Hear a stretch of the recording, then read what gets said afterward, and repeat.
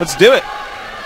And here we go, jumping straight into the game. We're going to be going to MLG Zelnaga Caverns. First off, TVT between Sjow and MMA, Korea versus Europe, which a lot of people is kind of like the biggest world tournament almost. I mean, obviously the GSL World Tournament was really big as well. But here we've got players from all over the world. It is. Wow. I feel unprofessional. I did not know that. Higher seed will always be red here at MLG. Gosh darn. Well, I guess that is pretty good for Nano. I guess be red all day long. Yeah. Well, unless he hates red, then he's just like, this is like the worst thing. Yeah, that would be pretty terrible. He gives up his seed, goes back in the open bracket. He's like, I'm like, no, I can do it again. Yeah. And then he does, and it's like, well, We're just you're like, going to be red forever, man. I don't know what to say. Yeah, that is true. So, in the meantime, let's talk about TVT. Yes. This is one of the, I feel like, at least when I play this matchup, it is the most stressful matchup, but nothing really happens. You just kind of sit there, and it's just like so positional based. It is so positional based. When you finally move out and your tanks are out of range or your Vikings aren't there or anything, and then you take that first volley, you're just like, oh no, this is it's not fun. No, it's all about repositioning, position, reposition, poke, prod, move around, give a scan, get some air control, lose your air control, make some marauders if they have too much air control. It is, JP, a very frustrating match to learn. And, you know, players are getting so good at it nowadays. Yeah. It is really coming down to, like, oh, you were out of position for, like, a second, and my siege tanks now reach your command center, and the game is going to end now. You know, it's like you miss one scan, and my siege tanks move up a little bit, and I kill your siege tanks. Very interesting matchup, and especially on Zelnaga Caverns. There's so many different routes you can go around. Yeah. Do you take your third base as the low ground base? You take it as the gold base? There's a lot to consider in this map. Looks like MMA is going to be going with a early fast expand here, and if we jump back over into Sjow's base, he's actually done a very standard opener.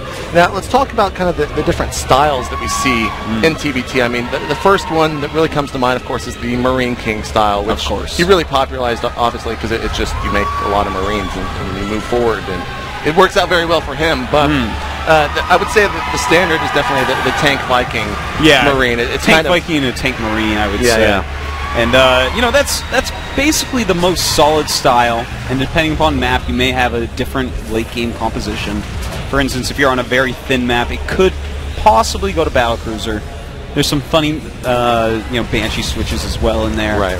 And I really like the way that TVT is evolving like that. But, yeah, the main ways to play really do seem to come down to, hey, am I actually going to go Marines and maybe some Marauders?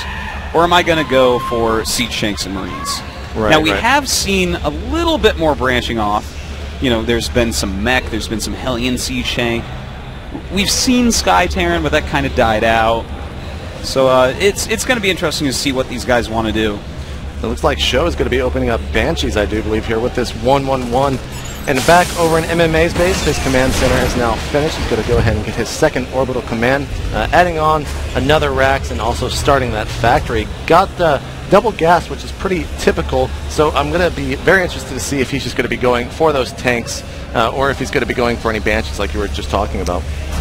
You know, I think I like the Marine Siege Tank after Expand, personally. If he just goes for Banshee, it's like, well, you're just going for a later Banshee than your opponent.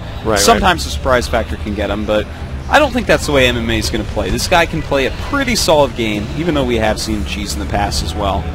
And that's what I kind of expect to see. One of the nice things is that Sjow is actually scouting.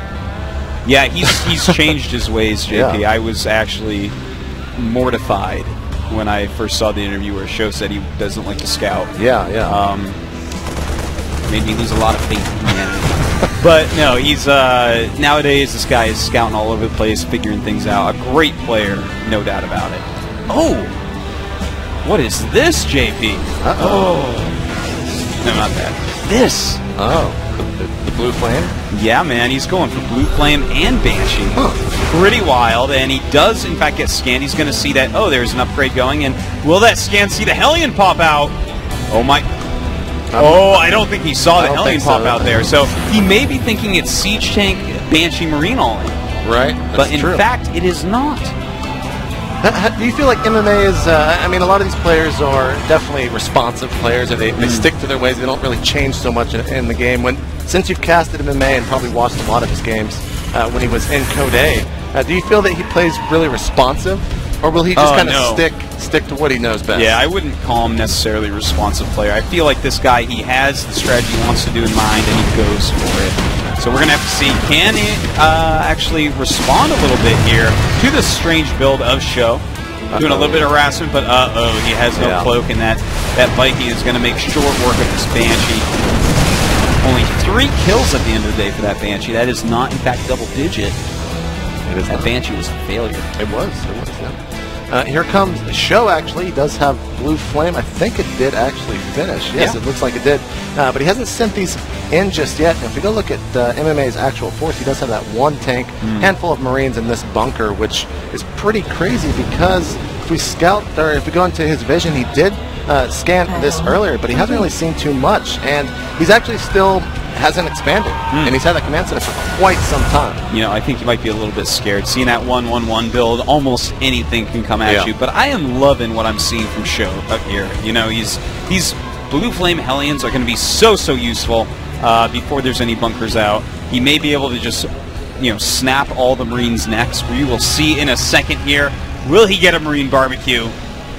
Or will he just run in and run out? Yeah, I feel like he was just kind of checking the natural there, trying to see if his opponent has gotten that up. But I know that he realizes what his opponent was trying to do, obviously, and he did scan the orbital command of Sjow a little bit earlier, so he feels like he needs to get this out. He's kind of pressured into actually taking his natural.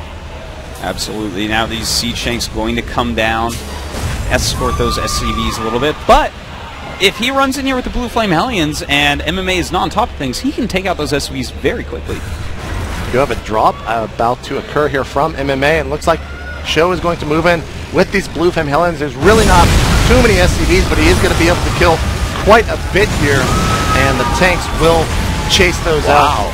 That was actually really good by Sjow. And I'm going to actually just count the number of kills on these, but you go ahead and talk about this drop, JP. Here it goes, and there is not too much really. Actually, I did not see that there at the ramp. Looks like this drop will get taken out fairly easily. I'm not even sure if he killed any actual SCVs. The medevac does get away. There was a Viking there from Sjow, but it missed its target. And how many kills did you count? 11 kills on those Hellions. That's a lot, amazing play by Sjow. And Sjow going for this kind of, you know, Strelok-y type of play that we've seen from him, and then everyone else, because they're like, whoa, Strelok, you're cool. A lot of Blue Flame Hellions and Siege Tanks going for this 3-factory push, and I am totally loving the position Sjow is in. He is impressing me amazingly right now. In fact, his supply is up by, look at how much his supply is up right now. He's up by 21 supply. Yeah, and looks like he's expanding.